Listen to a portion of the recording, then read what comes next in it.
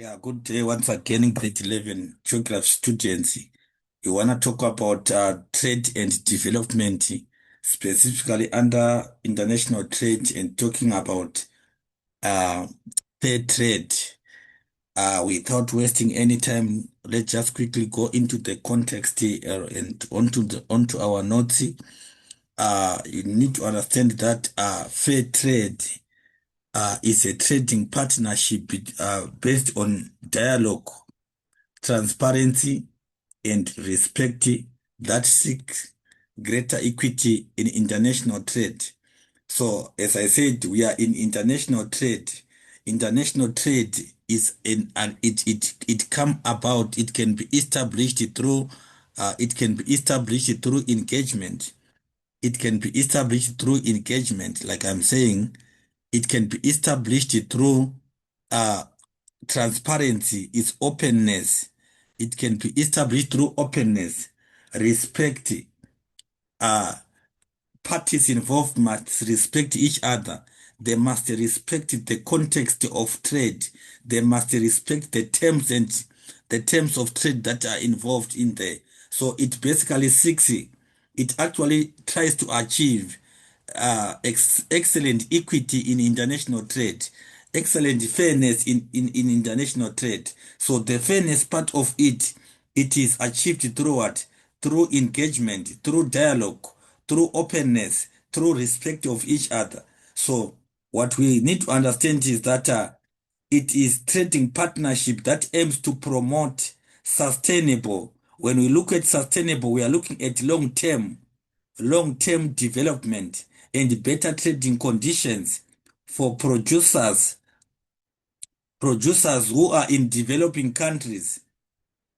So what we need to understand is that we are still under development, and in development, promotion of sustainable development, it remains a key fundamental factor that needs to be analyzed and that needs to be always achieved. So in that respect, countries need to focus on making better or bettering trading conditions for producers in developing countries.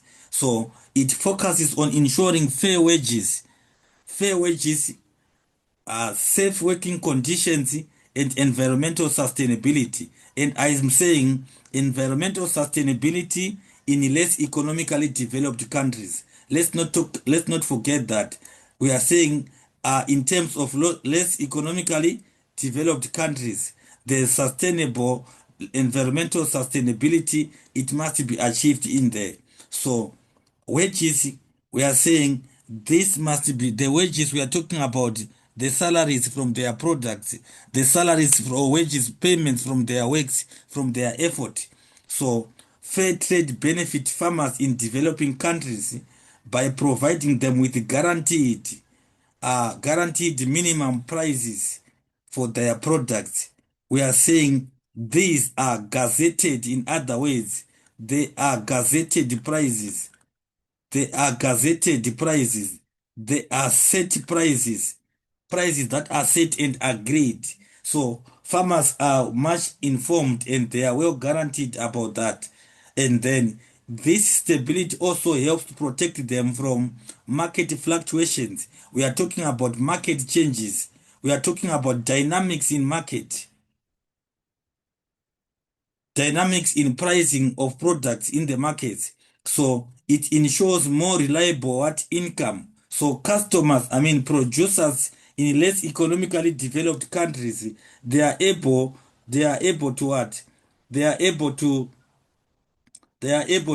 make sure that their things are well set.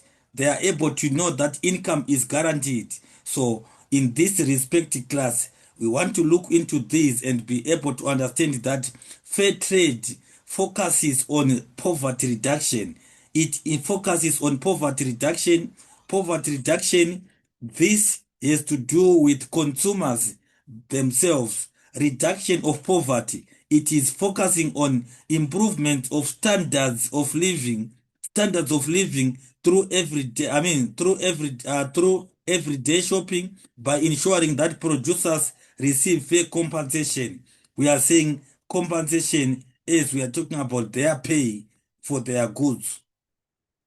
So again, this enables farmers and workers to improve their living standards, access to education, access to health care, and invest in their communities, ultimately focusing and contributing to poverty reduction. So we say these are economic indicators of what? These are economic indicators of development. If you can remember very well, there are economic indicators of development. These points that we are looking at: education, healthcare, investment in communities, investment in communities. We can talk about infrastructure. We can talk about infrastructure if we talk about investment in communities or the forms of infrastructural development. We can look at them. So we quickly want to look at uh, similarities between fair trade and what? And free trade. Both of them, they aim to facilitate international trade. Fair trade and international trade focuses on facilitating international trade and also economic development. So what we need to understand is that all they seek to create opportunities for producers and businesses in order for them to access global, which we said it's international, it's international, it's international markets, global or international markets, trading types of trading relationships. That's what I want us to quickly look at. Trading relationships. We have got one, trading relationships, free trade, which occurs without any restrictions. There is no barriers that are involved. When there is free trade, nations open their borders. We are saying that is an open economy class, an open economy, an open market to one another. Goods and services move freely. There is free movement of goods and services between countries that are involved and engaged in what? In free trade. So there are no tariffs or custom duties. There are no controls. There are no restrictions that might increase the process or delay the process or frustrate any other parties involved. So it is meant basically to benefit. It is actually meant to benefit trading partners. It is meant to empower trading partners. That's what we need to understand when it comes to free trade. And then number two is trade barriers, or we can talk about controlled trading relationship. It can be also termed closed economy. So trade barriers are government induced. They are government mechanisms class. This is mechanisms, strategies to avoid, reduce, or control international trade. They are trials, they are means, they are strategies, injustice restrictions by government on international trade. That's what we call trade barriers. And then this occurs in order to protect local manufacturers. Government might introduce measures to make imported goods more expensive, unaffordable, compared to what? To local products. They are unaffordable compared to local products. Therefore, uh, local markets, local producers, local industries, they tend to benefit and flourish because of government trade barriers, government induced restrictions on international trade. So how is that done?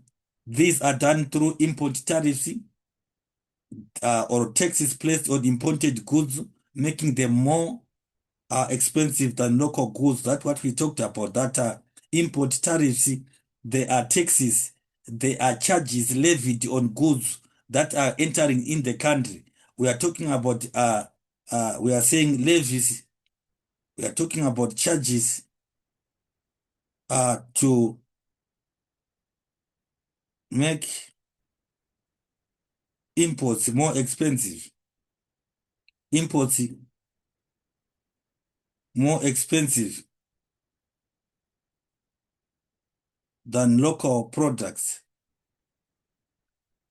So in other ways, we are saying this is a trade restriction. This is a trade barrier. It is a trade barrier because local services or local products are becoming cheaper, they are becoming more affordable, they are well promoted. So what we need to understand is that government is coming up with those restrictions, those control measures, those strategies in order to reduce or control international trade. So we also have number two in terms of barriers. There is what is called subsidies on local industries, which are financial assistance, financial aids. Financial aids are paid to businesses to help support them in order to create employment and stimulate, or we can say to grow, stimulate or grow grow businesses and reduce imports. So that is one other means. And then we also have what is called quotas in terms of that as number three in terms of trade restrictions. Quotas, they are restrictions that reduce or that tries to avoid they try to avoid uh, what you call quantities, limitations on quantities that can be allowed to enter through the borders of a country, amounts of goods in terms of their sizes. Government set specific limits on how much must be allowed to enter through its borders. So those are barriers that can also avoid uh, foreign products to enter into the market or to enter into local markets. So trade barriers are actually used in order to protect jobs in the local country, protect local products, and also reduce competition from international businesses, as well as stimulate growth and development on local industries. As you can see, that are done by government measures. And then we actually have what is called fair trade as number three, the last form of trading relationship. We basically just discussed this one initially in the previous presentation that it is a trade that support farmers in developing countries. We say that less economically developed countries have got to, I mean, they have got fear, they have got challenges that they face when it comes to international trade. So they are put into fair trade. They are supported through fair trade by ensuring that they receive fair prices, they receive better working conditions, and also they are protected from exploitation. So therefore, it actually uh, focuses on promotion of sustainable development. So fair trade organizations improve infrastructure, social development, such as education and training in developing countries, which actually seeks to ensure that there is fairness, that local producers, farmers are receiving for their products, you understand? And then goods that are marked with fair trade logos or fair trade emblems, they guarantee disadvantaged farmers in developing countries or developing world to get a better deal. They are more supported and they are being inspired to sell or to engage into business because they've got what? They've got a guarantee. They have a guarantee for their products, for their for their products. That is in terms of what? In terms of pricing. The pricing of their product is quite good and relevant. That is what you understand. That is what it means when it comes to fair trade. So fair trade logos, it actually guarantees disadvantaged states from developing countries for a better deal. In other words, it is trying to promote international trade and globalization. So in that respect, I just want you to note that in other times, you'll be asked to suggest how trade barriers or how trade restrictions, you are asked to suggest how trade barriers, trade restrictions, trade restrictions, explain how trade barriers, trade restrictions are benefit the economy of a country. We are talking about the economy of a what? Of the country that is imposing them. How to trade restrictions, barriers benefiting the host nation. So the advantages are all of these one that we've been talking about: engagement into sustainable development, environmental management and conservation, employment of creation, creation of employment, improvements into the standards of living, promotion of investment in investment and local projects. All of these are quite good advantages that we can talk about, that are brought into context and into the lives of the host nation when trade is being restricted. So thank you very much for your time, and have a beautiful stay. Don't forget to subscribe, like, and share our channel. Have a beautiful stay.